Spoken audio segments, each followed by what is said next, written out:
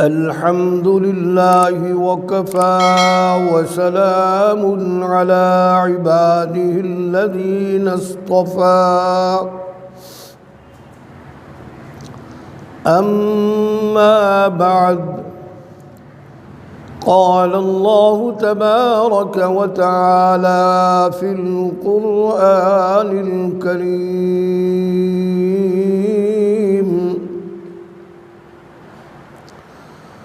أعوذ بالله من الشيطان الرجيم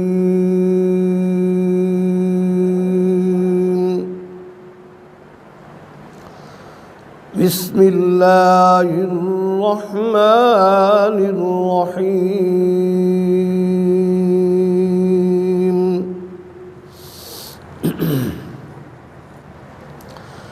ولنبلونكم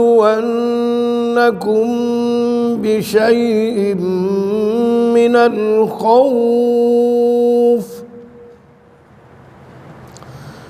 من الخوف والجوع ونقص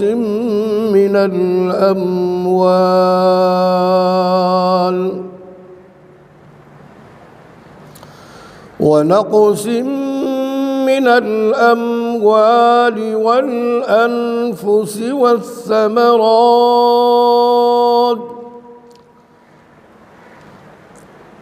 وبشر الصابرين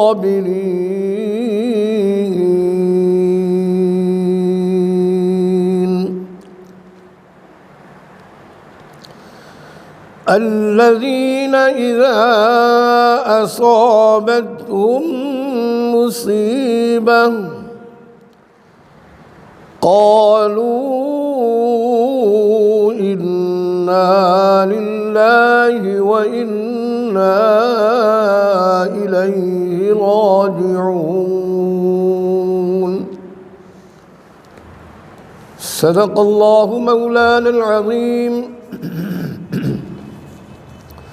وصدق رسوله النبي الحبيب الكريم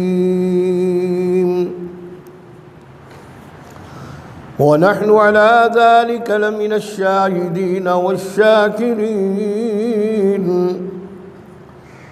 والحمد لله رب العالمين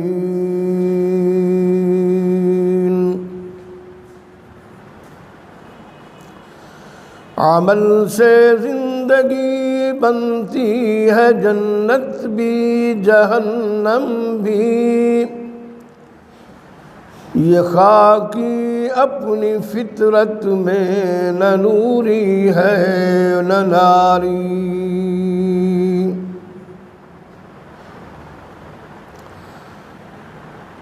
سامعین محترم، حسب روایت گفتگو کے آغاز سے پہلے خالصاً اللہ کی رضا اور خالصاً اللہ کی عبادت کی نیت سے آقائے نامدار تاجدار مدینہ محمد عربی صلی اللہ علیہ وسلم کی ذات اقدس پر نماز والا درود ابراہیمی بلند آواز سے تلاوت فرمائیں۔ اللہم صلی علی سیدنا و مولانا محمد وعلى آل سيدنا ومولانا محمد كما صليت على إبراهيم وعلى آل إبراهيم إنك حميد مجيد اللهم بارك على محمد وعلى آل محمد كما باركت على إبراهيم وعلى آل إبراهيم إنك حميد مجيد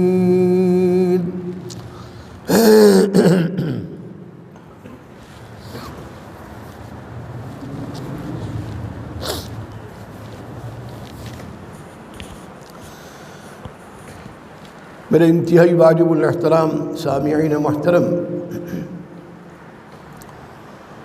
آج کے خطبہ جمعۃ المبارک میں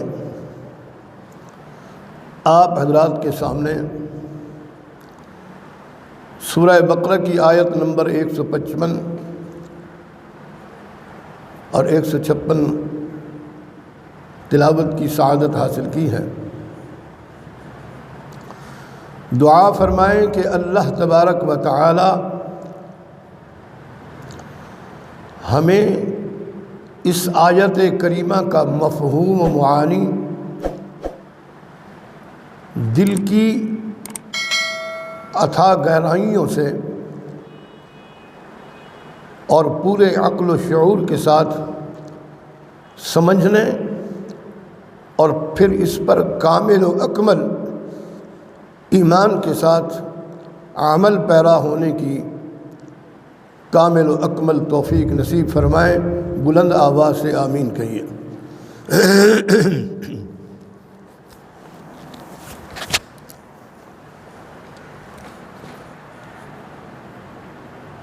میرے دوستو، قرآن کریم کی زبان میں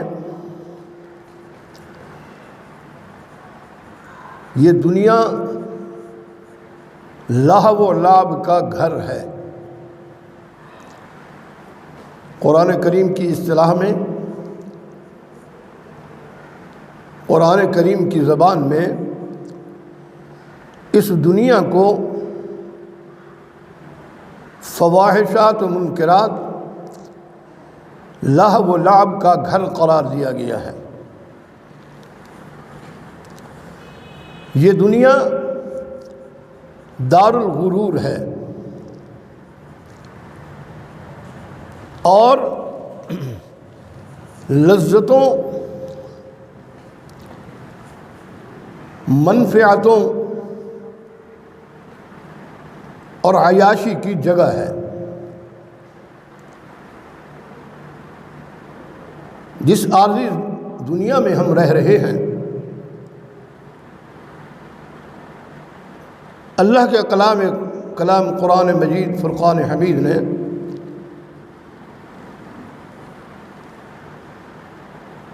شیطان کی گمراہی، اغوا اور انسان کی دنیاوی خواہشات کی جولان گاہ قرار دیا ہے۔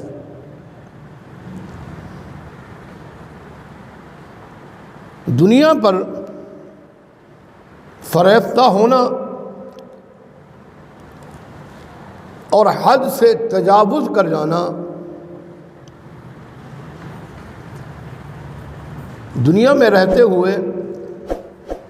حدود و قیود کو تجاوز کر جانے والوں کا ٹھکانہ قرار دیا گیا ہے۔ اس روح زمین کو، اس عارضی زندگی کو۔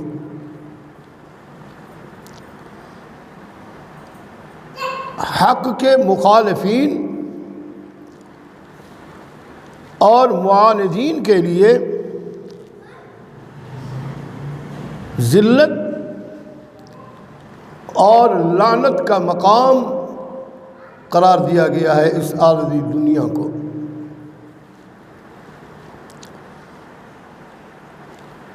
اہل ایمان، علماء، صلحاء، ان حضرات کے لیے حسنات، نیک اعمال کمانے اور اللہ تبارک و تعالی کی خوشنودی حاصل کرنے، اللہ تبارک و تعالی کی خوشنودی اور اللہ کی رضا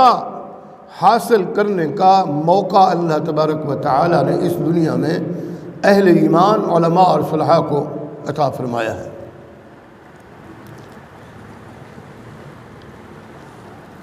لیکن دنیا کا اہم وصف جو اللہ تبارک و تعالی نے قرآن کریم میں کئی مقامات پر، کئی جگہوں پر بیان کیا ہے، وہ یہ ہے کہ یہ دنیا دار الابتلاء ہے۔ یہ دنیا دار الابتلاء ہے،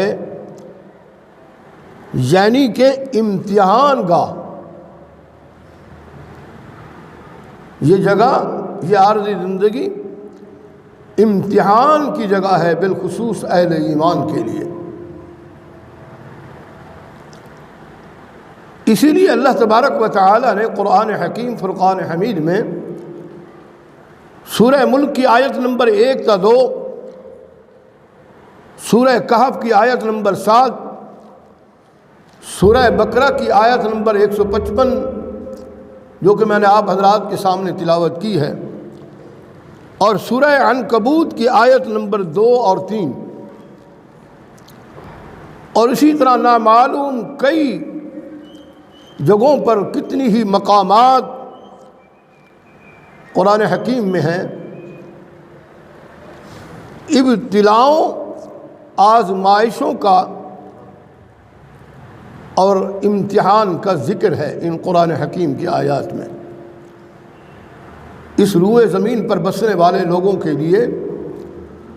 اور بالخصوص اہل ایمان کے لیے جس نے اللہ اور اللہ کے رسول صلی اللہ علیہ وسلم کا کلمہ پڑھا ہے، اللہ کے دین اسلام کو کامل و اکمل طریقے سے اپنایا ہے، اس کے لیے تو یہ سراسر امتحان گاہ ہے. اس دنیا کا امیر ہو یا غریب، اس روئے زمین پر اس عارضی زندگی میں رہنے والا امیر کا بھی اور غریب کا بھی، ملک کا بادشاہ ہو اس کا بھی، اور اس ملک میں رہنے والا فقیر ہو اس کا بھی، اس روئے زمین پر بسنے والا جاہل ہو یا عالم ہو اس کا بھی، چھوٹے انسان کا یا بڑے انسان کا. مال و دولت کے لحاظ سے انسان چھوٹا بھی ہے بڑا بھی ہے، اور اسی طرح زن و مرد اور عورت، ان کا بھی اس دنیا میں امتحان ہونا ہے. یہ دنیا، یہ عارضی زندگی امتحان گاہ ہے. اگر کوئی اس دنیا میں صحت مند ہے یا بیمار ہے، اس دنیا میں رہنے والے مجاہدین ہوں یا مجاور ہوں، مجاور ہوتے ہیں نا، خانقاہوں پہ بیٹھنے والے، درباروں پہ بیٹھنے والے، چاہے کسی اللہ کے گھر کا امام ہو یا اس کا مقتدی ہو، اس روئے زمین پر بسنے والا ظالم ہو یا مظلوم ہو، اولاد ہو یا پھر اس کا والد ہو، والدین ہیں، شکم سیر ہو کر کھانا کھانے والا ہو یا اس روئے زمین پر بھوکا رہنے والا ہو،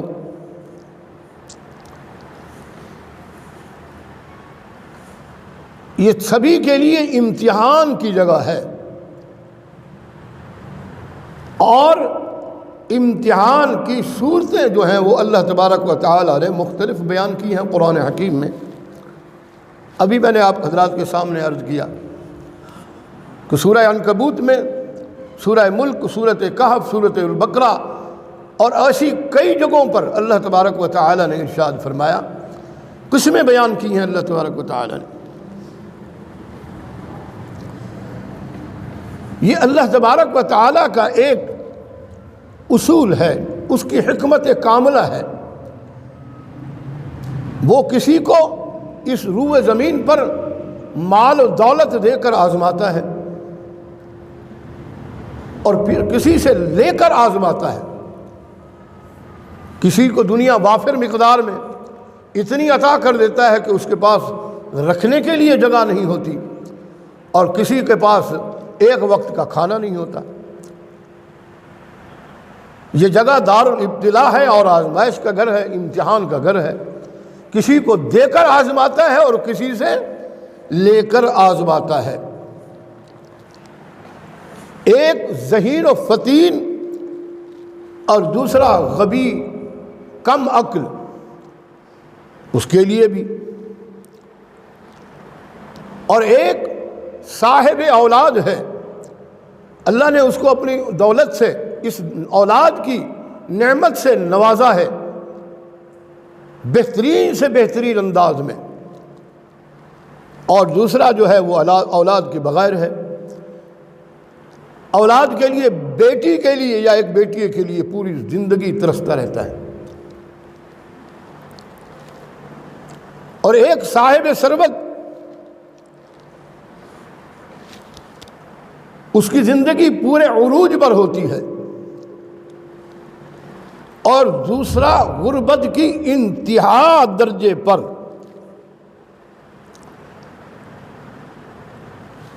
ایک قابل رشک صحت کا مالک ہوتا ہے، کڑیل جوان ہوتا ہے قد کاٹ کے اعتبار سے، صحت کے اعتبار سے، اور دوسرا ہوتا ہے متعدد امراض کا شکار، جیسے کہ میں آپ کے سامنے بیٹھا ہوں۔ یہ اللہ تعالیٰ کی طرف سے انعامات ہیں، اللہ اپنے انسان کو آزمانے کے لیے یہ چیزیں عطا کرتا ہے۔ ایک اس دنیا میں اتنا بڑا حسین ہے کہ اس کا چہرہ چاند کی طرح چمکتا ہے، اور دوسرا اس کے مقابلے میں ایک واجبی سی صورت کے طور پر اس دنیا میں رہتا ہے۔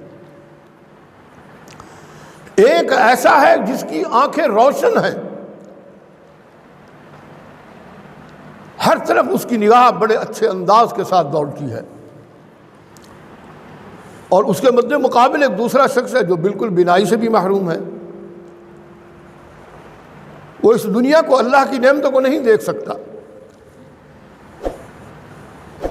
ایک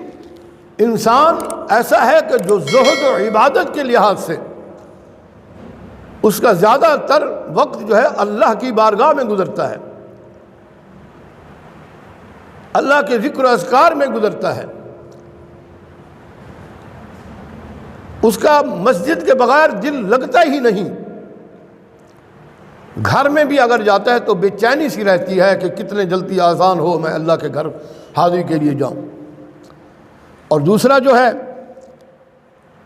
اس کو مسجد میں آنے کی توفیق ہی نہیں ہوتی، معصیت اور گناہوں میں ڈوبا ہوا ہے، اس کی پوری زندگی شب و روز، لیل و نہار اس کے گناہوں کی زندگی میں گزر رہے ہیں۔ ہر آدمی اسے کہتا ہے، ہر آدمی اس کے بارے میں رائے رکھتا ہے کہ یہ گناہوں میں ڈوبا ہوا انسان ہے۔ تو میرے دوستو، اس دنیا میں ہر فرد دار الابتلاء، امتحان کی جگہ میں رہ رہا ہے۔ یہ دنیا، یہ عارضی زندگی، یہ امتحان گاہ ہے۔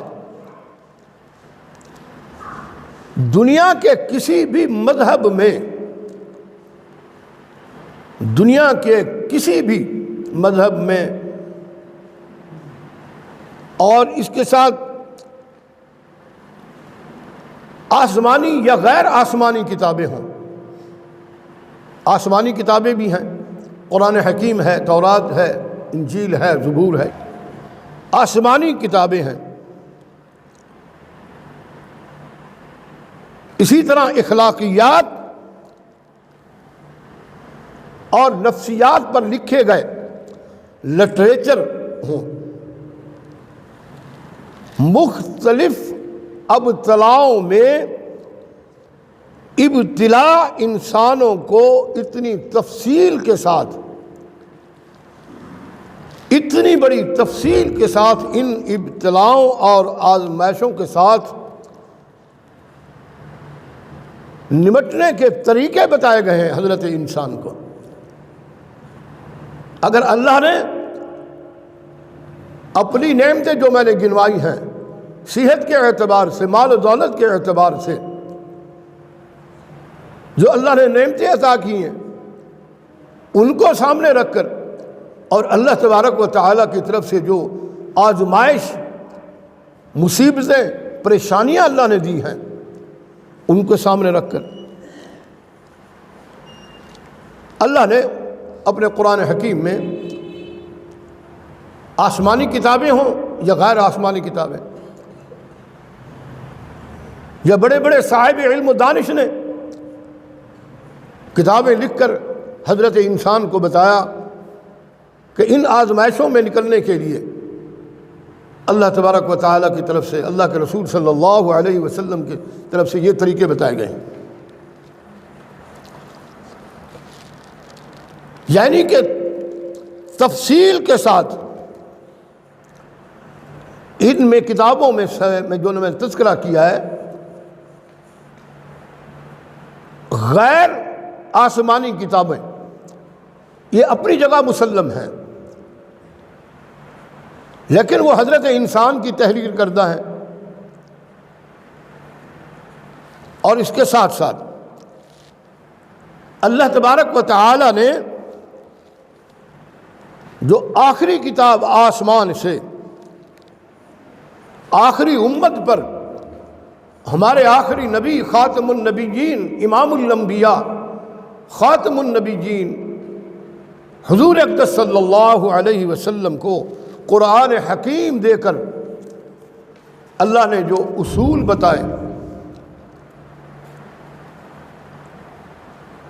آزمائشوں سے نکلنے کے جو اللہ تبارک و تعالی نے طریقے بتائے،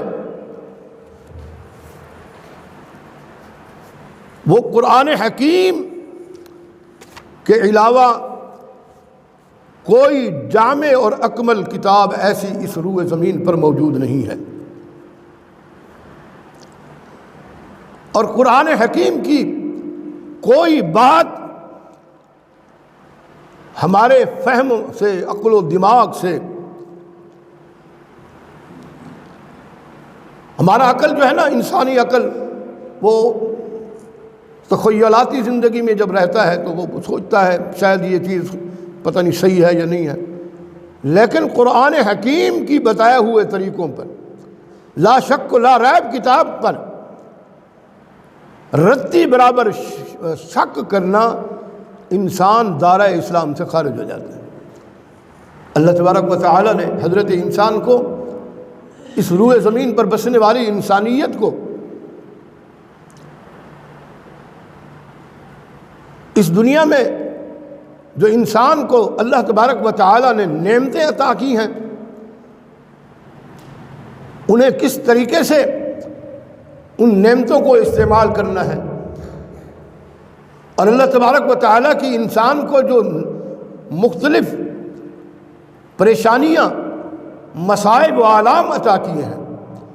ان کے ساتھ کس انداز کے ساتھ ہم نے ان کو نمٹنا ہے، ان کے ساتھ، وہ بھی اللہ تبارک و تعالیٰ نے قرآن حکیم میں بڑی وضاحت کے ساتھ بیان فرمایا ہے۔ اور جو قرآن حکیم میں بعض چیزیں اشارتاً جو بتائی گئی ہیں، اس کی پوری تشریح معلم انسانیت سیدنا حضرت محمد رسول اللہ صلی اللہ علیہ وسلم، اور آپ کے بعد آپ کے حقیقی ورثاء صحابہ کرام، تابعین، تبع تابعین، علماء، سلف صالحین نے بیان کی ہیں۔ ہم آسانی کے لیے ان ابتلاؤں کو 4 قسموں میں تقسیم کر دیتے ہیں۔ جتنی بھی ابتلا اور مصیبتیں اور پریشانیاں اللہ کی طرف سے انسان پر آتی ہیں یا اللہ کی نعمتیں آتی ہیں، اگر طبیعت اور مرضی کے مخالف حالات پیش آ جائیں، انسان کی اپنی ایک طبیعت ہوتی ہے، انسان چاہتا ہے کہ میرے پاس یہ نعمتیں ہونی چاہیے، یہ نعمتیں ہونی چاہیے، خواہش رکھتا ہے، انسانی کمزوری ہے، یہ انسانی جبلت کا حصہ ہے۔ جب انسان کی مرضی کے مخالف حالات پیش آئیں تو اہل ایمان کو، مسلمانوں کو یقین و رضا کے ساتھ، صبر و استقامت کے ساتھ، احتساب، محاسبہ نفس کے ساتھ اللہ کی بارگاہ میں گڑ گڑانا، دعا مانا، ادعونی استجب لکم، اللہ نے کہا مجھ سے مانگو میں عطا کرتا ہوں، دعا کے ساتھ اور پورے توکل کے ساتھ، وعلی اللہ فیتوکل المؤمنون، مومن جو ہے وہ اللہ پر توکل کرتا ہے۔ ان چیزوں کو سامنے رکھ کر ان چیزوں کا مقابلہ کرنا چاہیے جو اللہ کی طرف سے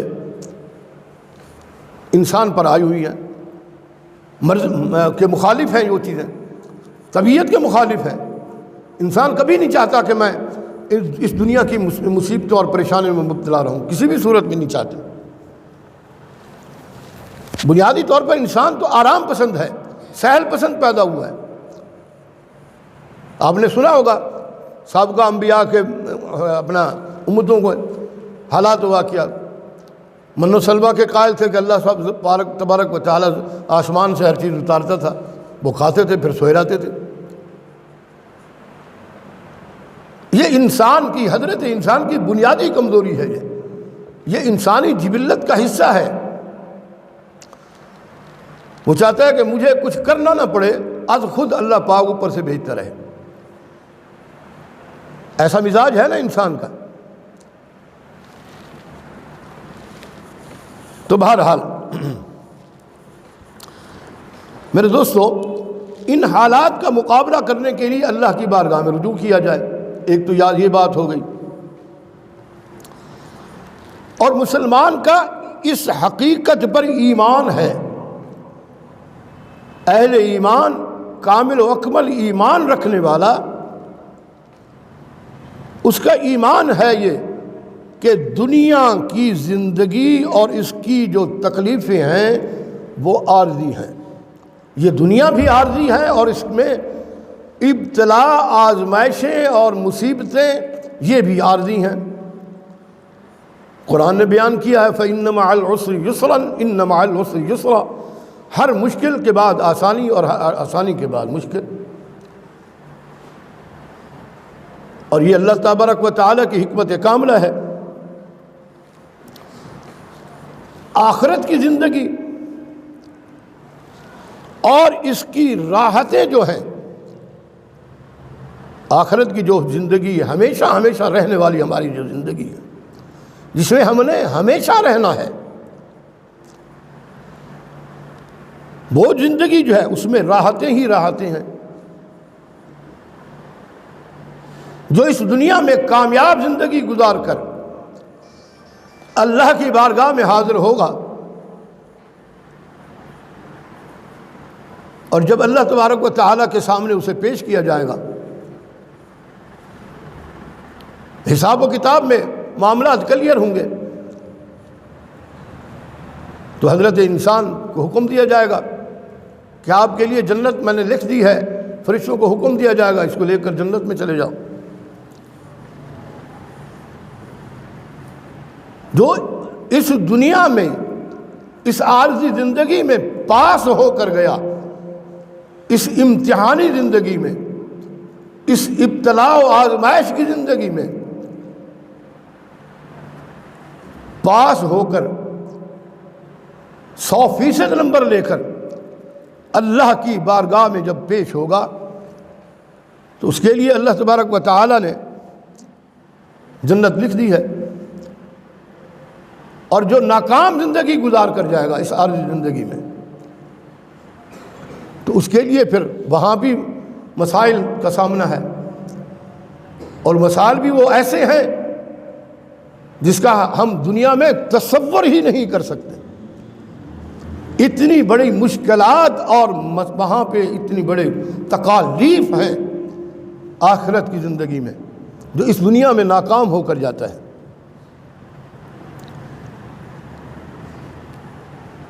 اتنی بڑی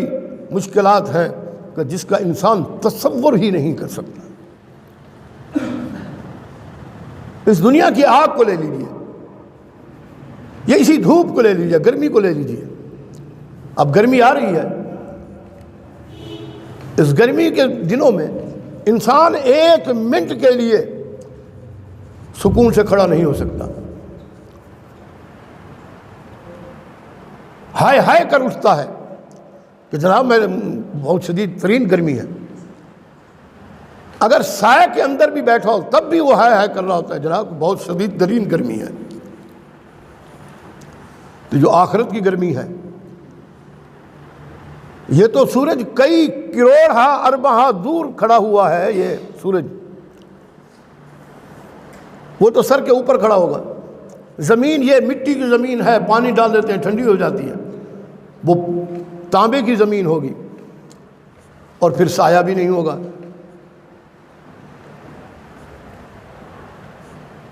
تو میرے دوستو، یہ عارضی زندگی، یہ ابتلا، آزمائشوں کی جو زندگی ہے، یہ عارضی زندگی ہے۔ اللہ تبارک و تعالیٰ کی طرف سے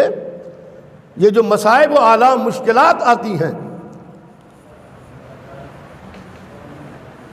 یہ یوں سمجھیے کہ یہ بھی میں ہمیشہ کہا کرتا ہوں کہ اللہ کی طرف سے یہ انعام ہے، اور اللہ کا وعدہ بھی ہے۔ جو اس دنیا میں رہتے ہوئے مختلف امراض کا شکار رہتا ہے،